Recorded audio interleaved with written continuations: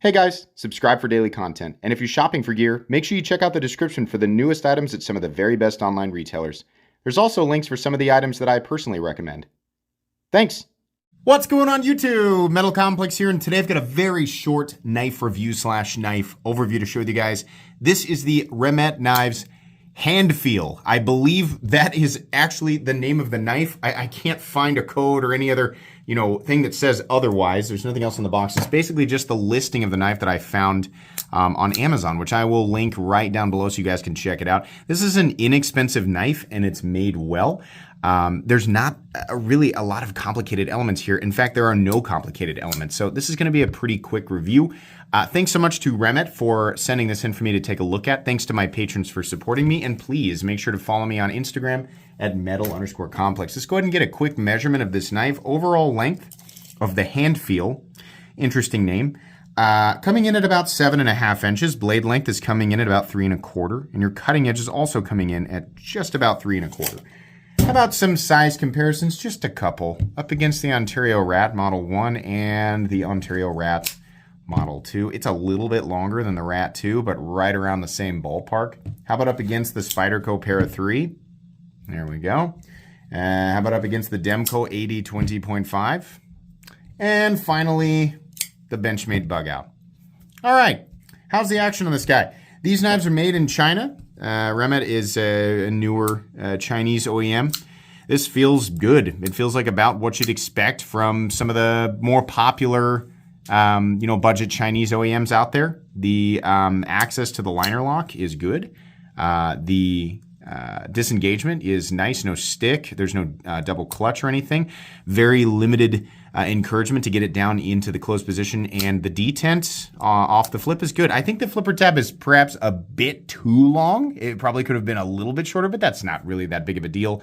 The detent is, I would say it's about medium, which is fine for this knife, but light switch or push button, it'll work just fine. The nice thing is even though the flipper tab is a little bit extended, they did knock the corners down, so really not too much to complain about it. It will do exactly what you want it to do.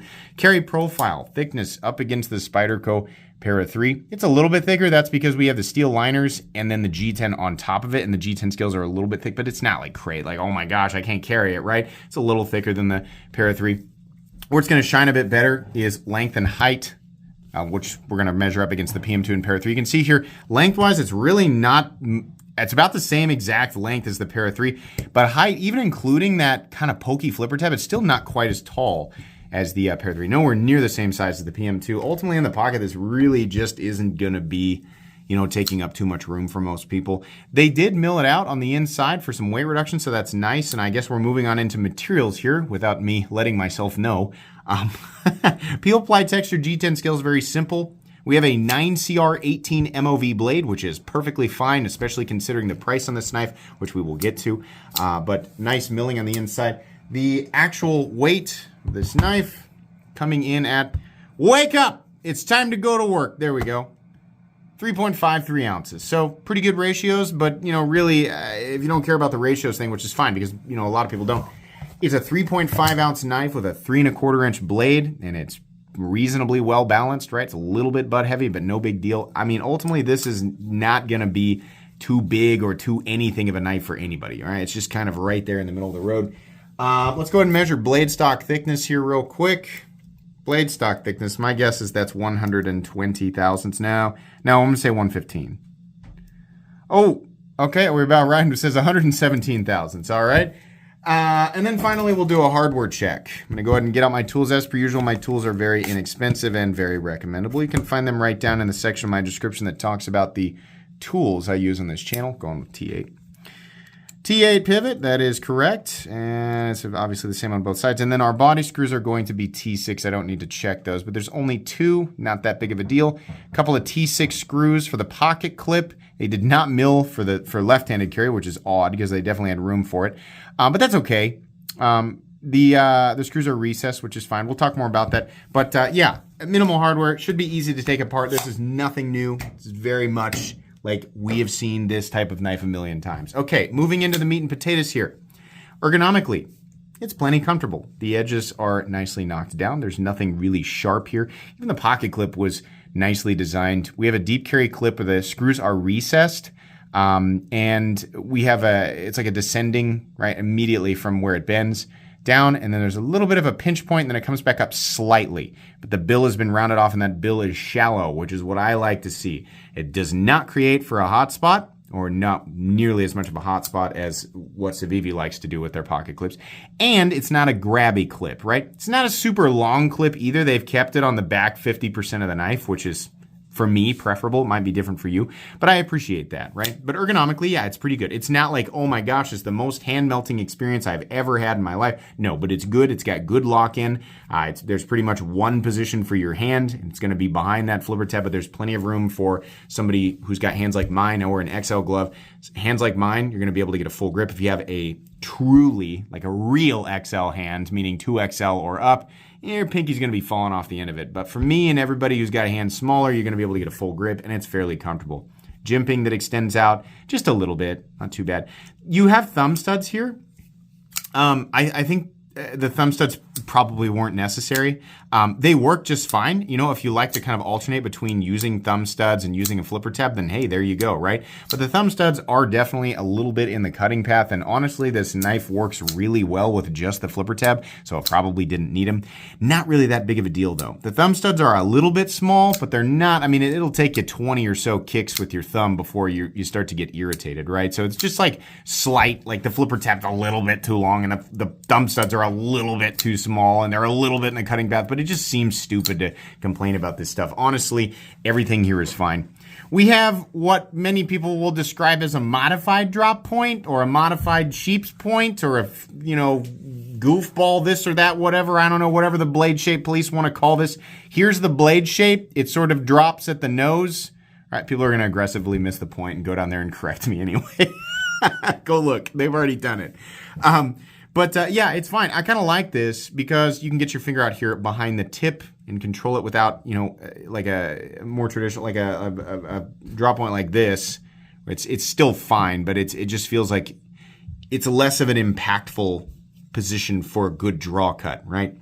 But you can still puncture and absolutely still slice. The factory edge on this is pretty good, honestly. And the it drops down to a fairly thin cutting edge. I mean, it's a pretty standard blade, right? This is pretty much exactly the same as what we expect to see in all of the other, you know, mainstream popular brands nowadays that are in the budget territory. So Remette did a good job. They did what we wanted, right? Which is to make a nice, fairly thin, slicey blade that can poke and it doesn't create a large number of hangups, right?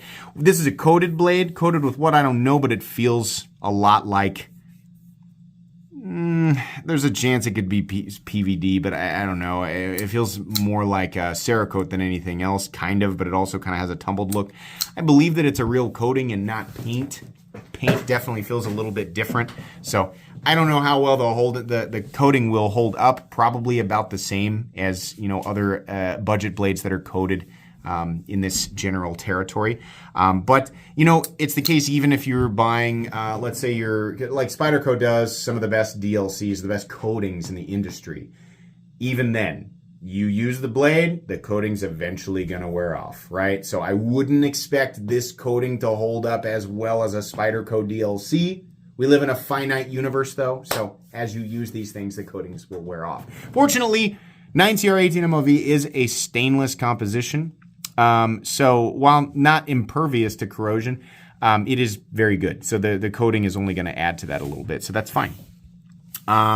The downside is that generally coated blades bring the Rockwell hardness down a bit, 1 point on average. Maybe a tumbled version would have been a little better, but you know, it's just kind of like a multi-directional teeter-totter scale. You put something on and it sort of lifts the other end up. It depends on what you prefer. I think I've talked about this too long. Let's go ahead and move on here. Anyways, the scales are slightly lipped. I don't know why, but they are. That's fine. The back of the knife has a lanyard hole, which great. Lanyard people rejoice. A couple of standoffs here. I don't know why they didn't offer lefties a slot for the pocket clip. That's weird. I think they should have done that, but they didn't. So in and out of the pocket, this thing is a breeze. Not an issue there. No issues whatsoever. There's a stop pin located in its traditional spot. It is both the closed and open position stop pin. A little bit of shouldering there. Lockout, completely and totally solid. No blade play up, down, left, or right. No no double clutch, no pivot lash, smooth and consistent action, and a nice medium strength detent with perfect centering. Is it perfect? Let's take a look. Look at my light and then look in the camera, if the camera will focus. Yeah, looks good to me. Yeah. Okay, so this is a $40 knife, and I think they regularly offer coupons with an additional 5% off, making this a very inexpensive knife. Even with a couple of quirky things here or there, and even considering that this is a knife profile that we have seen about 1 billion times, honestly, the price is pretty impressive. It's really hard for me to argue with a well-made knife that's under 40 bucks these days. You know, they exist out there, but not very often. A lot of knives that are coming in under $40 are just crap, right? It's just Amazon crap that people are like, ooh, it's got a skull or it's got the American flag on it, ironically, right? And it's just some bull crap freaking seatbelt cutter, you know, glass breaker, serrated tanto rainbow thing, some just absolutely awful thing. And that's all junk, right? But people know that, right? So to get a good quality, like an actual, like a real, you know, cutting tool that's designed properly, right? There's really nothing crazy going on here. This is a very straightforward, simple pocket knife, but it's done well. There's not really anything to complain about. And, you know, I think I saw when I checked, it was like $39.95 with a coupon you could get right there for an additional 5% off. I can't argue with that. This is a recommendable knife. There's nothing special here, nothing for an enthusiast or collector, but everything for somebody looking for a utilitarian and economic cutting tool. This is good to go. For sure. Pick it up for yourself. Pick it up for somebody who just needs a good pocket knife, right? If they're carrying around one of those junker clown knives, right? You want to get them something decent and not break the bank, then here you go. This is a good one. The Remette Handfeel. Weird name, but I can't argue with the price tag. This is good to go. So, recommendable knives. It's going to go in that playlist, and it's also going to go in my cheap knives I like playlist because it is way under that $75 mark. Good stuff from Remette. That's pretty much it today, guys. Please make sure to follow me on Instagram at metal_complex. If you enjoyed this video, leave a like. If you'd like to check out my other content, I do, of course, have lots of videos of knives that are either expensive or inexpensive that I do or don't like, so check those out. And if you enjoy all my content, go ahead and click on that Metal Complex logo right there and subscribe because there's definitely more coming. Thanks again for watching, everybody, and have a great day.